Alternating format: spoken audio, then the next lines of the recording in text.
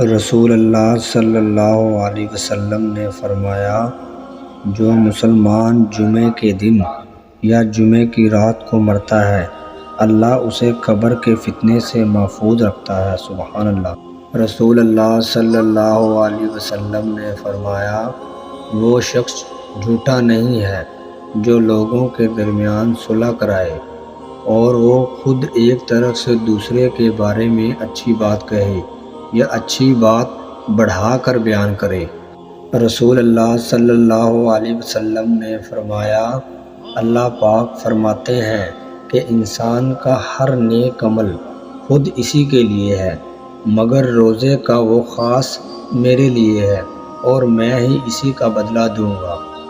رسول اللہ صلی اللہ علیہ وسلم نے فرمایا، ابلیس نے اپنے رب سے کہا، تیری عزت اور جلال کی قسم، جب تک بنو آدم میں روحیں موجود رہیں گی میں ہمیشہ ان کو گمراہ کرتا رہوں گا۔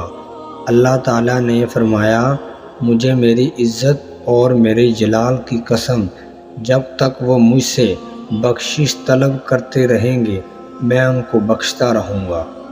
اللہ پر توکل کیسے ہونا چاہیے؟ نبی کریم صلی اللہ علیہ وسلم نے فرمایا، اگر تم اللہ پر ویسے بھروسہ کرو جیسے کہ بھروسہ کرنے کا حق ہے تو تمہیں ایسا رزق دیا جائے گا جیسے پرندوں کو رزق دیا جاتا ہے۔ وہ صبح خالی پیٹ نکلتے ہیں اور شام کو پیٹ بھر کر واپسی آتے ہیں۔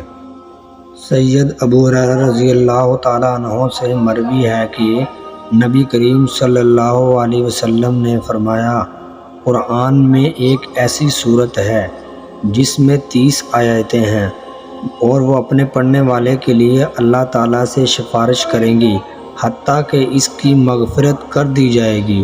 وہ ہے سورت تبارک الذی بیدہ الملک۔ رسول اللہ صلی اللہ علیہ وسلم نے فرمایا، جو شخص روزانہ 100 مرتبہ سبحان اللہ پڑھتا ہے، اس کے نامہ اعمال میں 1000 نیکی لکھ دی جاتی ہے یا اس کے 1000 گناہ معاف کر دیے جاتے ہیں۔ سبحان اللہ۔ رسول اللہ صلی اللہ علیہ وسلم نے فرمایا، جو شخص سوتے وقت تہجد کی نیت کر کے سوئے لیکن نیند کی وجہ سے اٹھ نہ سکا تو اس کے لیے اس کی نیت کے مطابق اجر لکھ دیا جاتا ہے۔